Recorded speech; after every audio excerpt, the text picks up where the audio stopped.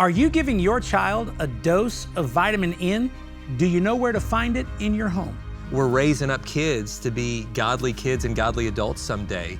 And we're not apologizing for it. You know, just because somebody disagrees with our worldview, we can still love them, but we're not gonna adapt to a worldview that's contrary to Scripture. And this is where vitamin N is no for now, but not forever.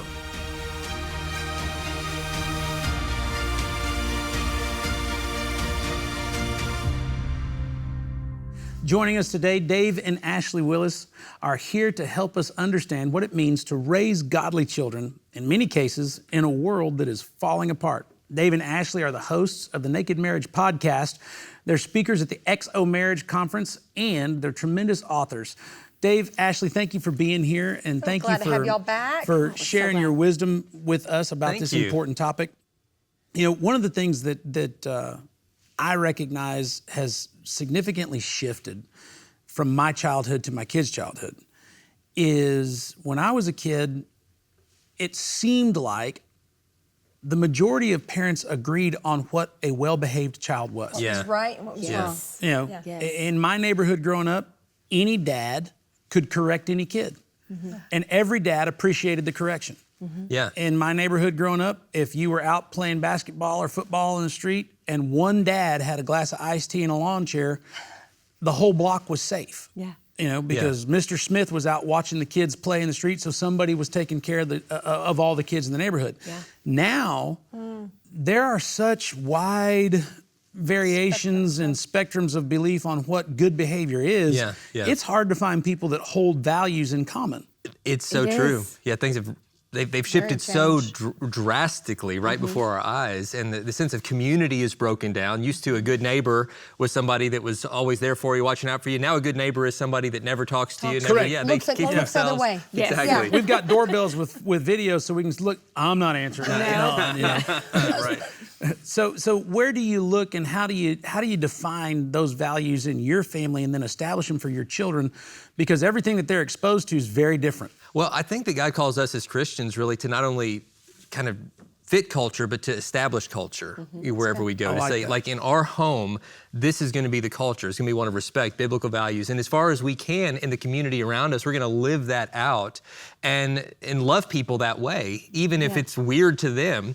I think within our churches, you know, we need to be creating culture that does the same, that reinforces some of those principles you were talking about. We're looking out for each other. We're raising up kids to be godly kids and godly adults someday. And we're not apologizing for it. You know, just because somebody disagrees with our worldview, we can still love them, but we're not gonna adapt to a worldview that's contrary to Scripture. You know, the New Testament talks about people of faith and people who have their life found in Christ as peculiar people. Yeah. And when I was a kid, I used to think, well, what's so peculiar?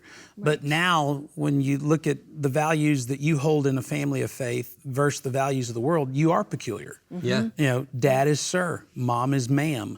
You use words. You know, I mean, my kids communicate. Mm-hmm. And people tell me all the time, like, your kids are really well-spoken. And I'm like, no, they just talk. Right. You know?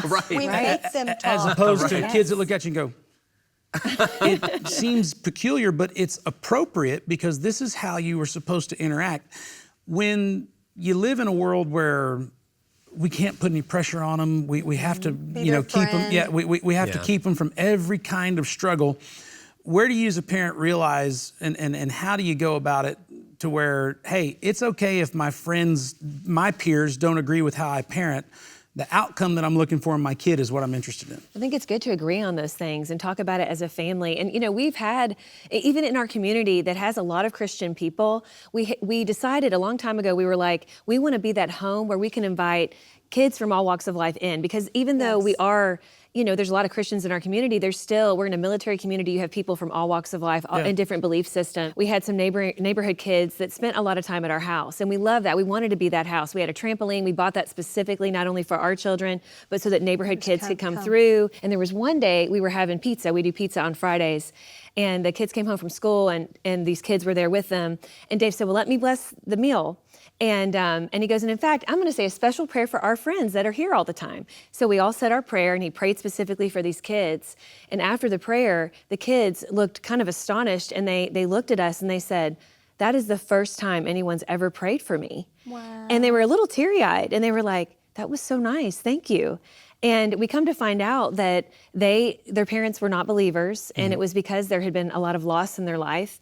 And, as a family, when they were not there, when those kids weren't in the room, our kids, we were talking about it with them, and we got to share with them, listen, we may be different, but we're supposed to be a light to the world. Yeah. And this is a wonderful opportunity to love our friends. One of the words we use to describe love and affection is warmth. Yes, warmth. And when people who are lost in a cold world feel the warmth of the affection in your home, they crave it. They crave it. Yeah. I never had to wonder what friends that I had as a child were longing for family because they were the ones like, hey, what's going on at your house this weekend? And I'm like, dude, get out of my back pocket. You're always with me. But it was because the environment that they felt in my home was something that, they were dying for it.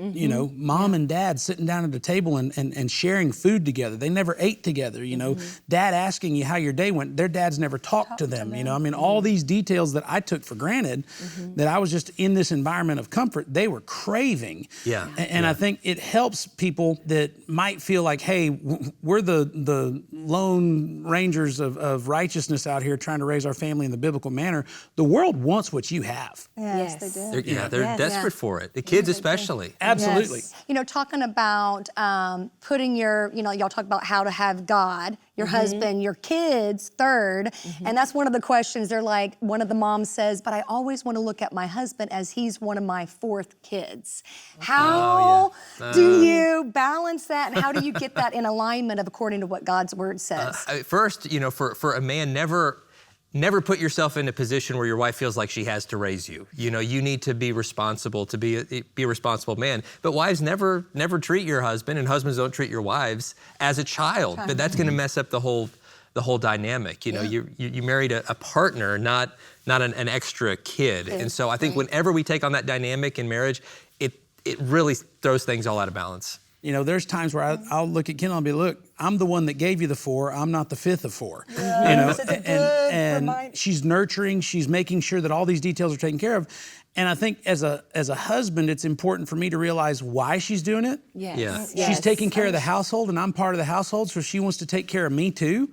But at the same time, to be able to say, no, I'm a little different. I get to make my own decisions here. We can talk about those things, but be willing to balance the two so that you don't find yourself stuck in, well, this is just how it goes in our house, and we don't have any identity or relationship outside of raising these kids. Exactly. Because that becomes a problem when the kids leave. Who are you now? Yeah, you have an empty nest and an empty marriage.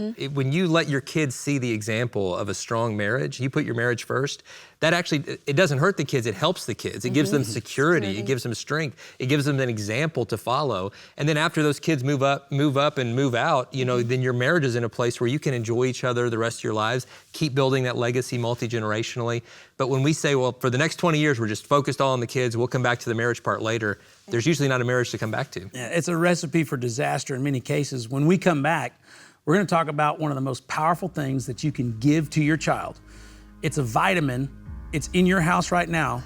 It's vitamin N, the word no. That's good. Be clear and bold in your stand for Israel. As blood-bought believers, your prayers, your words, and your actions matter. As Christians, we must proclaim the goodness and glory of the gospel to all the world. And for your gift of any amount in support of the ministry, we will proudly send you a Jerusalem Hagee Ministries keychain and our Why Christians Should Support Israel resource. For your generous gift of $200 or more, we will send you the full covenant box. This includes a Jerusalem shofar made in Israel, the Joshua 24:15 tile art piece, an olive wood communion set from Israel, as well as a 65th, 75th commemorative Israel ornament. While the state of Israel has many enemies, there is a God up in heaven who diligently watches over the nation. We must unite in our support until the day victory comes. To claim these precious resources, call the number on your screen or visit jhm.org/Jerusalem. Welcome back to The Difference. There is times where you think, do I say no or can I say yes? When I was growing up, everything was wrong. So I got plenty of vitamin N. Yeah. No, you can't dance. No, you can't go to movies. No, you can't do this. No, you can't do that. And the thing that I noticed about kids who lived in that environment is the second that they were liberated from all of those nonsensical rules that really had no purpose, they went crazy. Yeah. They didn't go to a movie. They went and tried to break all 10 commandments in the weekend. Yes. You know? Right. Yeah. And so I saw this imbalance. There's times that no is absolutely the right thing to say. Yes. And then there's times when no means not now, but later. Yeah. And then there's times when you need to really think about, why am I saying no to this? Am I saying no to this because it wasn't provided to me as a kid That's good. and I want to withhold it? How do you as parents utilize vitamin N, no, when you live in a world that's so permissive? How do you use vitamin N in your house? Well, Ashley's better at it than me.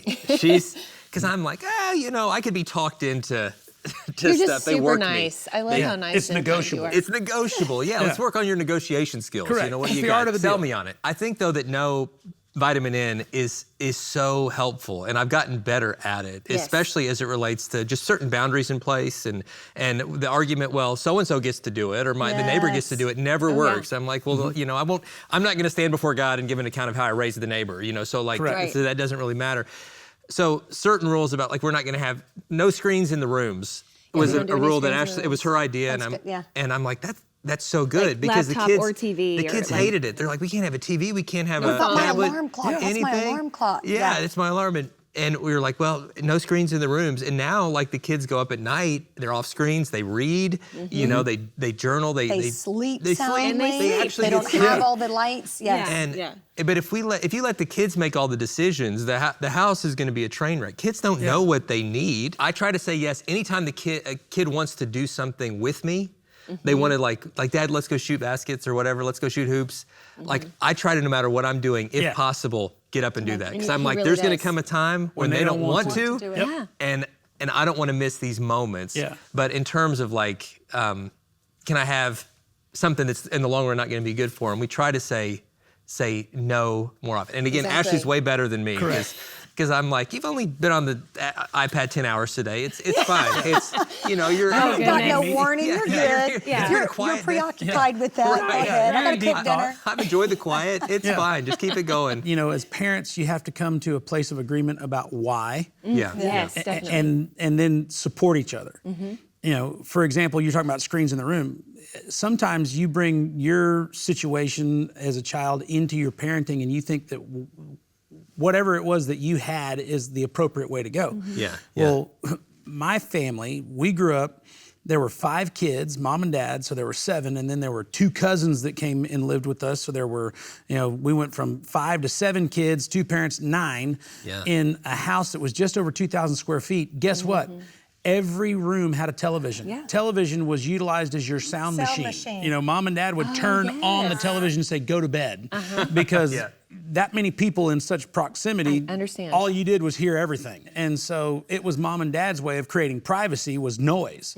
Kendal grew up in a house out in the country on a farm where didn't when the have lights one went out, television everything went and 2 quiet. channels, You know, so- when we came into our marriage and we're starting to raise children, she's like, they don't need a TV in their room. I'm like, how are they going to live without one? Yeah. You know, and Yes. only by willingly accepting, hey, I might not have had the most normal circumstance, realizing the benefits of creating spaces for you and your kids to interact instead of separate. Right. Yeah. You know, that's been a much better path than if we'd have done it my way, because I'd have said, yeah, you know, I mean, give them, you know, 674 channels. Well, these days they do have that. I mean, they have more access, and that's why. Yes. Like I grew up, I love TV, and I told Dave honestly, our thought behind this was I love it too much, and I have to go to bed with the TV. Like it's just how I grew up. It's how it's how I shut off my day. Same, Yeah. exactly the same. And so I said, I really would love for a new path to happen with our kids. We actually ended up instituting a new rule where when they're 16, they have the choice if they would like a TV. And do you know our oldest could care less. He was like,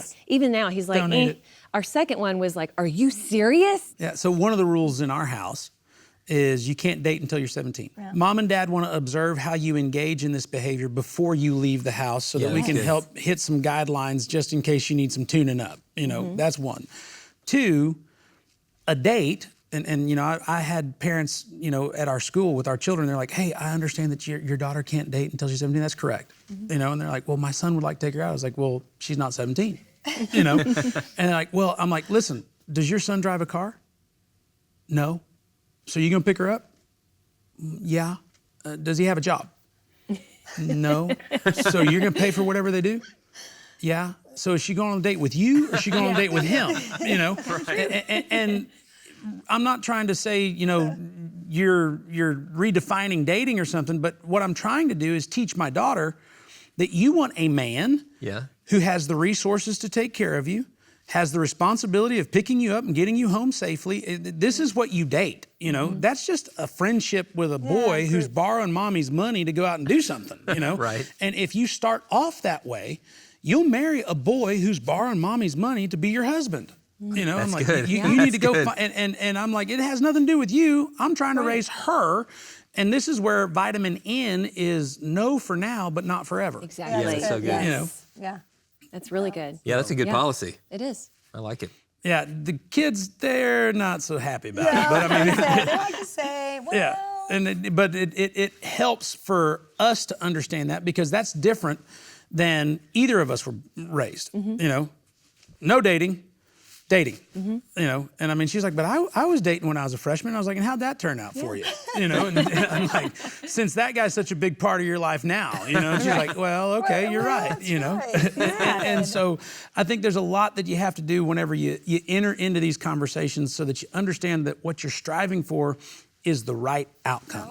Yeah. Yes. Outcome-based parenting. Yeah. Absolutely. Absolutely. Where do we want to be when they're our age? Yeah. That's good. That's it. good. When we come back, we're going to talk more, not only about outcome-based parenting, but we're going to talk about the benefits of teaching your children what to do, when to do it, and how to do it. It's a big conversation. You don't want to miss it. You're watching The Difference.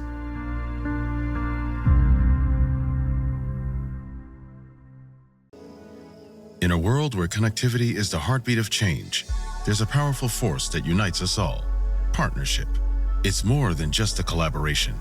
It's the conduit through which we reach the masses. Through new technology and online media platforms, Hagee Ministries has the ability to go beyond borders, sharing stories that resonate with people across the globe.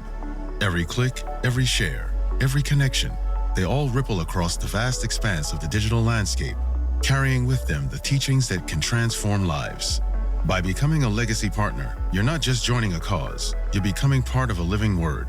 It's a commitment to a shared journey of faith and understanding, fueled by the belief that together, we can make a lasting impact. Your partnership is a beacon of hope, a source of inspiration for those seeking light in a sometimes dark world. Call the number on the screen or go to jhm.org/partner.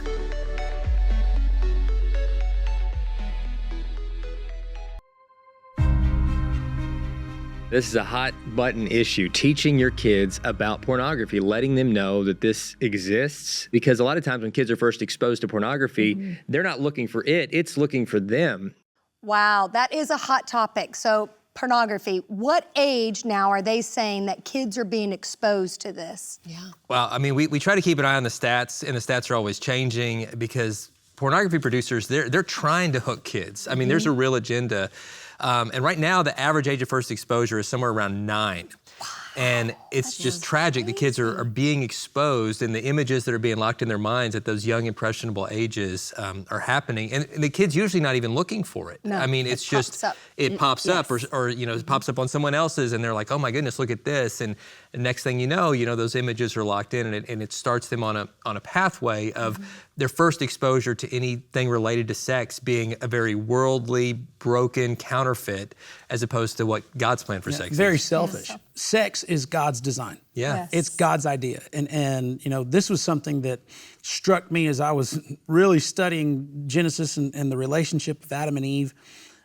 God told them in innocence, be fruitful and multiply. Yes. So their intimate sexual relationship was a part of God's innocent plan. Yeah. And then the second that they wrecked it, They just got cursed. They just got kicked out of the garden. You read in the Bible, and Adam knew his wife Eve.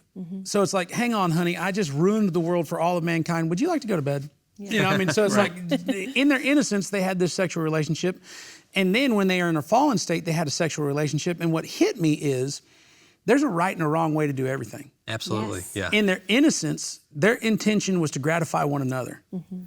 In their fallen status, their intention was to gratify self. Yes. Yeah. Adam needed to be comforted because he just felt bad about wrecking the world. And he thought, well, Eve's here, she can comfort me. Eve needed to be comforted because, you know, she just got cursed with all the different things she's been cursed with. Here's Adam, he'll comfort me. And even in biblical marriages, even in our relationships, whenever you are engaging in this intimate and beautiful thing that God created, if you're engaging in it without the intent of gratifying your partner, you're not doing it in the way that God designed it to be done. Right. This is something that your children should know about, and the world is doing everything it can to pervert it because pornography is all about self-satisfaction, self-fulfillment. It is a total and complete perversion of what God intended. I've lived that from having had a past problem with pornography, but we do a lot of work trying to help people break free. On the Naked Marriage podcast recently, we interviewed a guy named Joshua Broom, who's an inspiration. He's a pastor now, born-again follower of Jesus, but in his earlier life, he had been in the adult film industry as an actor in that world. He got kind of pulled into it through deception as a very, very young man. He talks about the brokenness in it. He said in the decade since I've left, he said, I have about 100 people that I know of that are associates or friends who are now dead by either suicide or drug overdose. Behind that kind of glossy veneer that those adult film producers are creating, there is a brokenness and a desperation and a hurt that is involved in almost every person who's involved in it. And so it's just one of those areas where I think the enemy is trying to push that out and convince people this is what sex is supposed to be.